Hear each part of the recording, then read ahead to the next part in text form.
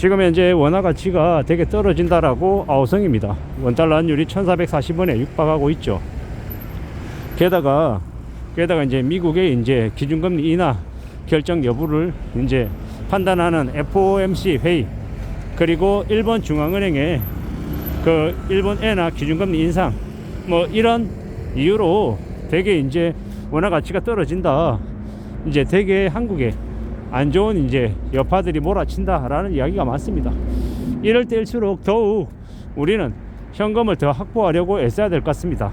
어떤 사람들은 원화 가치가 되게 떨어진다, 현금이 되게 가치가 떨어지기 때문에 한국 원화 말고 다른 걸 가져야 된다, 이렇게 주장하는 사람도 있습니다. 일견 그 주장이 설득력이 있어 보입니다. 그래서 뭐 원화를 이렇게 최대한 이렇게 축적해 나가는 것도 필요하고, 거기에 플러스해서 일본의 엔화 그리고 미국의 달러 각각 같이 가져가며 이제 자산을 관리하는 것들도 필요하다라고 봅니다. 하지만 본질적인 거는 이 원화가 됐건 엔화가 됐건 달러가 됐건 현금성 자산, 그러니까 48시간 이내에 현금화할 수 있는 자산을 최대한 많이 확보해 놓는 게 지금과 같은 유동성이 부족한 시기에 더욱 필요한 모습인 것 같습니다. 그렇게 생각하고 지내는 게 좋겠다라는 겁니다. 그리고 항상 말씀드리지만 이 부채 관련해서는 좀 심하다 싶을 정도로 부채를 절대적으로 줄이려고 노력해야 된다라는 겁니다. 그렇게 해야 그래야 우리의 삶이 이 빚에 이자에 원금 상환 압박에 이런 것에 휘둘리는 걸 최소한 줄일 수 있다라는 겁니다. 우리가 빚 지는 걸 별거 아닌 것처럼 빚을 5억 내가지고 한 5년 버티면 20억 30억을 더 벌 수 있을 거다, 뭐 이런 말도 안 되는 개소리 하는 인간들이 되게 많은데요. 그런 말에 쉽게 놀아나면 안 되는 게 뭐냐, 그런 게 5년 뒤 10년 뒤에 일어날 일은 나중 일이고, 지금 당장 이자 못 내가지고 허덕이면요, 그건 아예 애시당초 잘못된 이 방식인 거죠. 지금 당장 배고파서 배를 굶고 있는데 5년 뒤에 10년 뒤에 10억 20억 자산가 된다라고 얘기해보면 무슨 소용이냐라는 겁니다. 그리고 원달러 환율이 지금은 1440원에 육박하고 있고 되게 이 변동폭이 크지만 이게 계속 5년 10년 가는 건 아니라는 겁니다. 이 경제 위기가 와서 되게 상황이 안 좋아서 원달러 환율이 1600원 되고 1800원 되고 2000원 가까이 될지도 모르지만 그게 계속 그렇게 되는 게 아니라 그렇게 되고 난 이후에 어느 시점이 지나면 또 다시 1000원, 1100원, 1200원 다시 원달러 환율이 안정되는 때도 온다라는 겁니다. 우리가 계속 이렇게 불안한 상태로 쭉 가진 않는다라는 거. 경제 위기도 오지만 또 그 경제 위기가 지나고 난 다음 안정이 될 때도 온다라는 겁니다. 우리가 살아가는 이 세상도 마찬가지다라고 봅니다. 물론 한국이라고 하는 나라는 앞으로 잃어버린 20년, 30년, 10년 뭐 이런 되게 힘겨운 시간을 겪는 게 확실한 거고, 이웃나라 일본은 다사사회라 그래서 단카이 세대들이 왕창 죽으면서 그들이 가지고 있는 돈이 이 자식들이 아니라 손자 손녀 때로 이 자산들이 상속되면서 이 갑자기 젊은 이 청춘들이 갑자기 돈을 상속받아서 이 씀씀이가 이제 커지는 그런 이제 여유로운 시기로 이제 변해가는 거죠.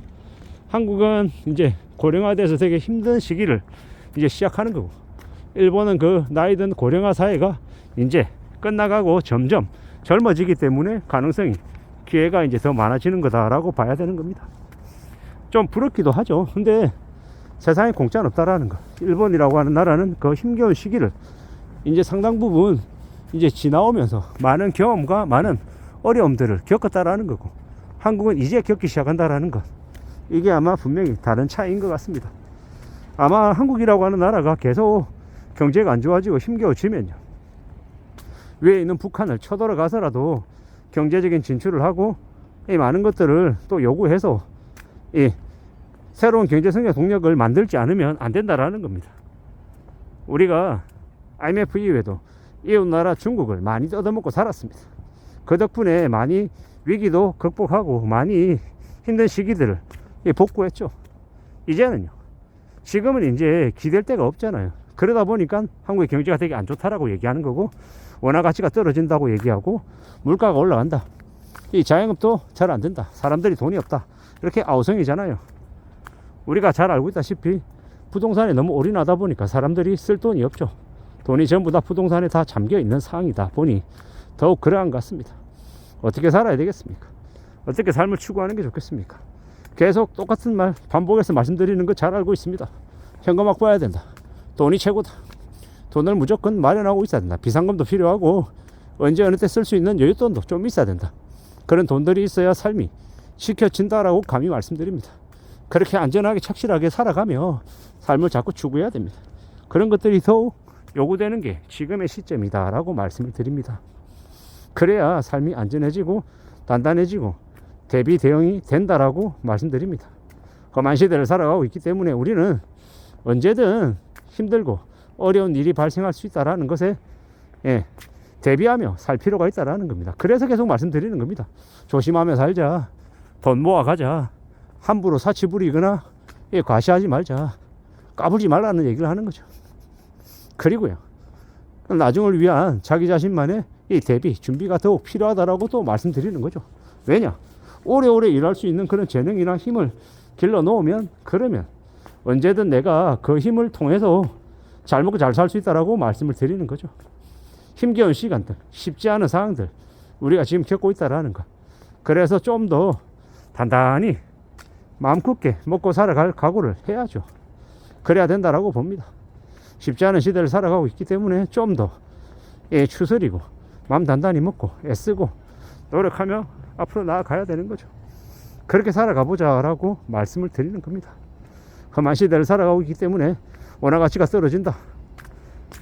엔화 가치도 올라가서 이제 일본이 이제 기준금리 인상해서 0.25에서 0.5로 올리면 한국 내에 있는 무수히 많은 일본계 자금이 빠져나가면 한국 증시 와르르 무너지고, 그로 인한 이 자금 조달 비용 올라가서 이 채권 이자 늘어나고 이 보통 사람들, 서민들은 살아가는 게 이제 더 힘들어질 수 있다라고 보는 겁니다. 이런 이제 쉽지 않은 상황에 놓여 있는데 우리가 너무 안일하게 너무 넉넉고 지내는 건 아닌가라고 한 번쯤은 자기 자신을 되돌아볼 필요가 있다라는 겁니다. 조금 더 조심하고 좀 더 염려하고 뭔가를 준비하며 사는 모습이 더욱 필요하다라고 말씀을 드립니다. 그렇게 대비하고 조심하고 또 조심하며 살 때 우리 삶이 안전해진다라고 보는 겁니다. 내가 어떻게 살 건지, 하루하루를 어떻게 보낼 건지 되돌아보며 잘 좀 생각해 둬야 될 것 같습니다. 흥청망청 되는 대로 시간을 막 써버리면 돈 쓰는 것만큼이나 더 우리의 인생을 낭비할 수 있다는 것. 돈도 절약해야 되는 것처럼 우리의 시간도 잘 좀 아껴 써서 우리의 삶을 잘 만들어 놓으면 좋겠습니다. 이상입니다.